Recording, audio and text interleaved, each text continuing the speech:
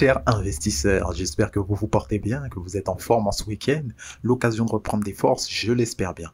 Nous voici sur le Bitcoin face au dollar en plein week-end. Donc, on a ce qu'on a, c'est-à-dire une petite hésitation à casser ce niveau des 55 000.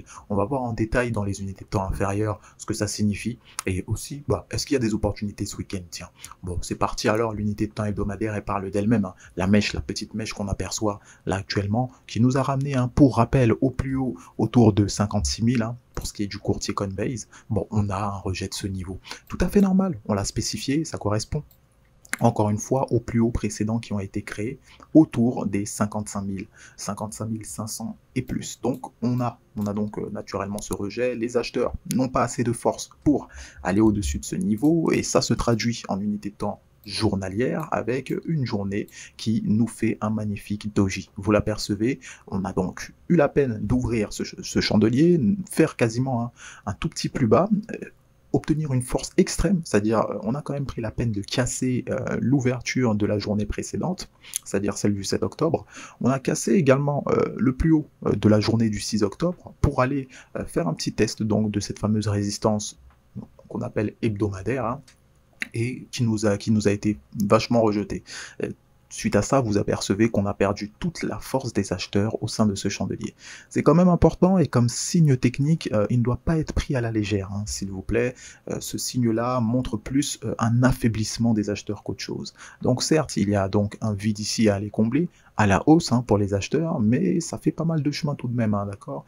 On parle globalement d'un peu plus d'un millier de points à aller rattraper, ça se fait quand même avec beaucoup de force acheteuse, si ça devait arriver. Donc on souligne cet aspect d'affaiblissement des acheteurs, bien que, on le répète encore une fois, la tendance haussière n'est pas remise en cause tant qu'on n'a pas cassé les sommets qui ont été effectués précédemment, c'est-à-dire la petite zone de compression dans laquelle on est.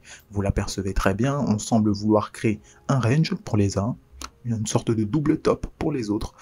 Force est à vous de constater que on consolide tout simplement, et cette consolidation aura bien évidemment une résolution qui se fera donc à la hausse si elle se produit, et donc on attendrait naturellement un beau petit retour, c'est-à-dire un pullback au sein des précédents sommets qu'on voit ici. Ce n'est autre que cette fameuse résistance des 55 500.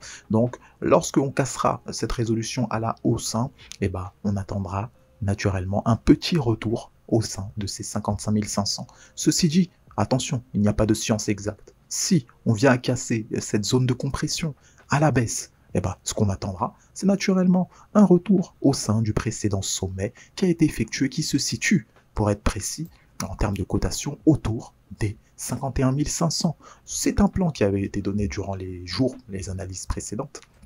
Donc ça ne change pas du tout, tout simplement parce que ça se voit à vue d'œil.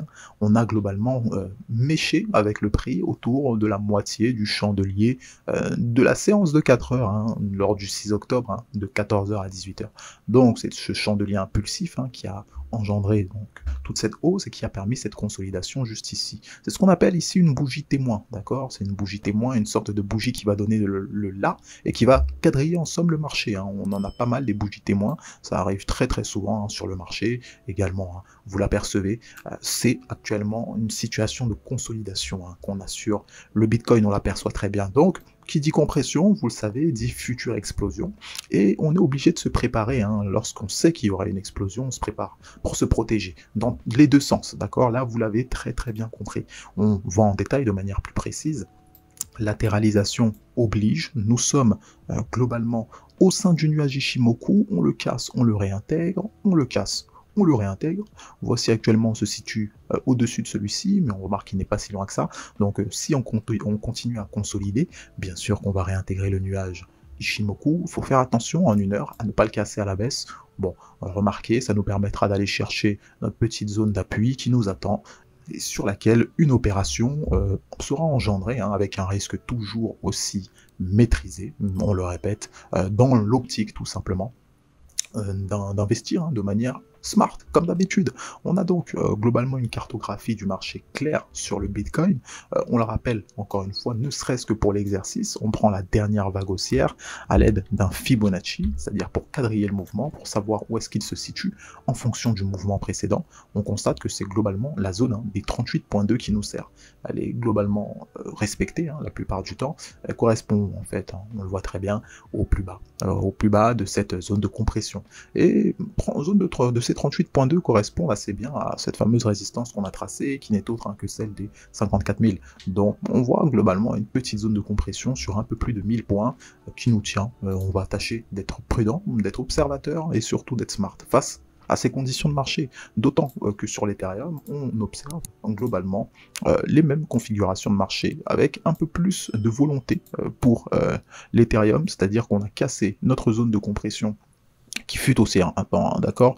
On a eu un petit excès haussier juste ici, on remarque globalement assez bien ce canal ascendant dans lequel on se situait, l'analyse d'hier, juste ici on était là, n'oubliez pas, on a fait une très belle poussée haussière, on allait chercher le haut de ce canal descendant, on l'a spécifié à la cassure de celui-ci, donc on a donc un excès baissier. Ça veut dire quoi? Naturellement, on s'adapte au marché. Le canal ascendant n'est plus forcément d'actualité, même si on reviendrait à le réintégrer par la suite. Actuellement, on constate que la dynamique haussière change de main, d'accord? On a cassé le dernier plus bas qui a été effectué. On sent donc tout simplement un affaiblissement, non pas une remise en cause totale, mais un bon affaiblissement des acheteurs, d'accord? Ça semble assez évident, d'autant que on est au-dessus du nuage, on évoluait assez bien, avec une tendance bien définie, et là, qu'est-ce qu'on a? Eh ben, on est au sein du nuage Ishimoku. Au sein du nuage Ishimoku, ça veut dire d'autant plus de latéralisation. Vous commencez à le comprendre, à l'observer. C'est comme cela, sur le prix que ça se passe, d'autant que le nombre de mèches est à compter, visiblement on le voit. C'est-à-dire que le niveau des 3650, on a rejeté plus d'un. Ça semble assez clair, on voit des mèches dans tous les sens, de l'hésitation par ici. Il n'y a pas besoin de faire de dessin non plus. Constatez cependant que notre journée précédente fut baissière, d'accord? Celle du 8 octobre, elle avale la précédente qui était elle-même un chandelier d'hésitation totale. C'est la journée du 7 octobre pour ce qui est de l'Ethereum. Donc, on a cependant une petite contraction du marché, mais qui s'inscrit, on le rappelle, dans un contexte de tendance haussière, c'est-à-dire de respiration. Donc, est-ce qu'on respire pour mieux repartir? Évidemment, on l'espère. Donc, tant qu'on n'a pas cassé des plus bas significatifs, nous sommes toujours dans un contexte de création, de poursuite de tendance saine. Donc, on prend cela en compte. Notre semaine sur l'Ethereum face au dollar est toujours haussière. Donc, c'est encore une fois un bon point. Ok, on a donc le tout, c'est de analyser, on s'est pas fini, il nous reste encore une petite journée pour nos 2 semaines, mais force est de constater qu'on a quand même bien avancé. On avance correctement sur les derniers plus hauts, c'est l'objectif des prochaines semaines. Bien sûr, on va suivre tout ça de très près. Donc nous avons fait le tour de nos 2 actifs, ceci étant dit, vous le savez, prenez soin de vous, de vos finances, passez un très beau week-end et on se retrouve à la prochaine. Bye bye.